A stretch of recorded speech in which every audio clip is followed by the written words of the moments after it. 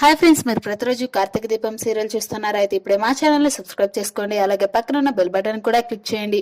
ఇక మన కార్తీక దీపం సీరియల్లో చూసుకున్నట్లయితే, లేకపోతే అన్ని ఉన్నాయిగా అని చెప్పేసి నేను ఇంట్లో ఉండాలా, లేకపోతే పిల్లల భవిష్యత్తు కోసం ఉండాలా అని చెప్పేసి దీప కార్తీక్ గురించి ఆలోచిస్తూ ఉంటుంది. పిల్లల భవిష్యత్తు కోసం నా ఆత్మగౌరవాన్ని చంపుకోవాలా, ఈ జీవం లేని వస్తువులకు నాకు సంబంధం ఒకటేనా అని చెప్పేసి దీప ఎంతో బాధపడుతూ ఉంటుంది. ఇక మరోవైపు శౌర్య నాన్న మాతో పాటు ఎందుకు సంతోషంగా ఉండటం లేదు, డల్లుగా ఎందుకు ఉంటున్నాడు? శౌర్య కార్తీక్ గురించి ఆలోచిస్తూ, ఒకవేళ నాన్న వస్తే డాక్టర్ బాబు అని పిలిస్తే అలానే పిలువు అంటే నా మీద ప్రేమ లేనట్టు. ఇక అప్పుడు కార్తీక్ వద్దు నాన్న అనే పిలువు అని గనక కార్తీక్ అంటే అప్పుడు నా మీద ప్రేమ ఉన్నట్టు. ఇక అలా ఆలోచిస్తూ ఉంటే సరిగ్గా అప్పుడే కార్తీక్ వస్తాడు. ఇక కార్తీక్ రాగానే డాక్టర్ బాబు అంటూ శౌర్య కార్తీక్ దగ్గరికి వెళ్తుంది. ఇక అలా వచ్చినటువంటి శౌర్యని చూసి కార్తీక్ ఏంటి మీ అమ్మలాగా నీకు తెక్కుంది అని చెప్పేసి శౌర్యని అంటాడు. ఇక అలా శౌర్య నాన్న అని పిలిచి కార్తీక్ ని లోపలికి తీసుకుని వెళ్తుంది. ఇక నెక్స్ట్ ఎపిసోడ్ లో మురళీకృష్ణ మందులు తీసుకొచ్చి దీపకు ఇస్తాడు. ఇక వెంటనే దీప ఈ మందులు మీరు తీసుకుని వచ్చారా లేకపోతే ఎవరైనా పంపించారా నాన్న అని అడుగుతుంది.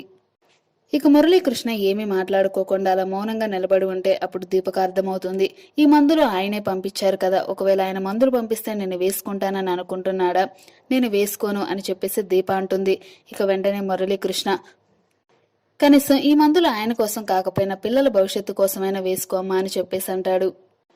ఇక అలా దీప మురళీకృష్ణతో మందులు వేసుకోను అనంటే ఇక అదే టైంలో కార్తీక్ వస్తాడు. ఇక దీప అన్న మాటలు విని కార్తీక్ కోపం వస్తుంది. ఇక వెంటనే కార్తీక్ నువ్వెందుకు మందులు వేసుకోవు, మందులు వేసుకోవాలి, నీ భవిష్యత్తు కోసమైనా కాకపోయినా పిల్లల భవిష్యత్తు కోసమైనా నువ్వు వేసుకోవాలి అని చెప్పేసి కార్తీక్ దీప మీద కోప్పడతాడు. కానీ దీప మాత్రం నేను మందులు వేసుకోను, ఎందుకంటే నా పిల్లలు ఎలాగో మీ దగ్గరకు వచ్చేశారు, ఇక నేను మందులు వేసుకున్నా వేసుకోకపోయినా ఏం లాభం, నా జీవితమే ఎలాగో నాశనమైపోయింది అని చెప్పేసి దీప కార్తీక్తో అంటుంది. ఇక అసలైతే దీప మందులు వేసుకోకపోతే కార్తీక్ పట్టించుకునేవాడు కాదు, ఎందుకంటే దీప చనిపోతుందని కార్తీక్ అర్థమైంది కాబట్టి దీపను మందులు వేసుకో అని చెప్పేసి కార్తీక్ అరుస్తూ ఉంటాడు. ఇక ఆ తర్వాత కార్తీక్ చూడు దీప, నేను డిఎన్ఏ టెస్ట్ చేయించుకున్నాను, ఇంకా ఆ రిపోర్ట్స్ తీసుకురాలేదు, ఒకవేళ నేను ఆ రిపోర్ట్స్ తీసుకుని వస్తే నువ్వు టాబ్లెట్ వేసుకుంటావని కార్తీక్ అడుగుతాడు. అందుకు దీప మీరు ఆ రిపోర్ట్స్ తీసుకొని రండి, ఒకవేళ దాంట్లో పాజిటివ్ వచ్చినా నెగిటివ్ వచ్చినా నేను టాబ్లెట్స్ వేసుకుంటానని దీప అనగానే ఇక కార్తీక్ వెంటనే రిపోర్ట్స్ తీసుకురావడానికి హాస్పిటల్కి బయలుదేరి వెళ్తాడు. ఇక అలా కార్తీక్ హాస్పిటల్ కి వెళ్ళగానే ఆ రిపోర్ట్స్ లో పాజిటివ్ అని వస్తుంది. ఆ రిపోర్ట్స్ చూసిన కార్తీక్ ఎంతో సంతోషిస్తాడు. ఇక వెంటనే డాక్టర్ ని అడుగుతాడు కార్తీక్, మరి ఇంతకు ముందు రిపోర్ట్స్ ఎందుకు నెగిటివ్ వచ్చాయని చెప్పేసి అడుగుతాడు కార్తీక్. ఇక వెంటనే ఆ డాక్టర్ ఏమో కార్తీక్ ఒకవేళ రిపోర్ట్స్ మార్చైనా ఉండాలి అని చెప్పేసి ఆ డాక్టర్ కార్తీక్ తో అంటాడు.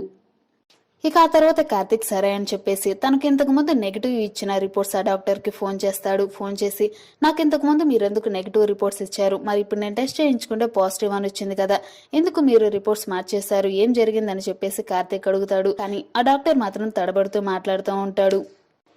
ఇక ఆ మాటలో తడబాటును గమనించిన కార్తీక్ మీరు గనక నిజం చెప్పకపోతే మీ హాస్పిటల్ లేకుండా చేస్తానని చెప్పేసి కార్తీక్ సీరియస్ అవుతాడు. నిజం మొత్తాన్ని చెప్పేస్తాడు.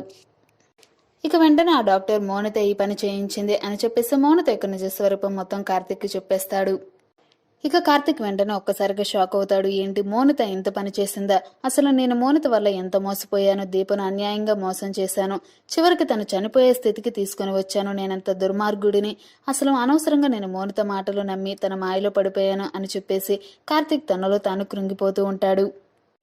ఇక అలా తరువాత కార్తీక్ మౌనిత సంగతి నేను తర్వాత చూస్తాను, ముందు నేను దీపను బ్రతికించుకోవాలి, తనను జాగ్రత్తగా చూసుకోవాలి అని చెప్పేసి కార్తీక్ ఆలోచించి దీప దగ్గరకు బయలుదేరతాడు. ఇక చివరికి అలా దీప పవిత్రతను కార్తీక్ తెలుసుకుంటాడు. మౌనిత నిజ స్వరూపాన్ని గుర్తిస్తాడు. చూసారుగా ఫ్రెండ్స్, నెక్స్ట్ రాబోయే ఎపిసోడ్ లో జరగబోయేది ఇదే. ఇలా జరిగి దీప యొక్క పవిత్రతను కార్తీక్ తెలుసుకోవాలని, అలాగే మౌనిత నిజ స్వరూపాన్ని కూడా కార్తీక్ గుర్తించాలని, అలాగే కార్తీక్ దీప కలవాలని ఎవరైతే అనుకుంటున్నారో వారు తప్పకుండా ఈ వీడియోని లైక్ చేసి కామెంట్ లో కార్తీక దీపం సీరియల్ పై అభిప్రాయాన్ని తెలియచేయండి.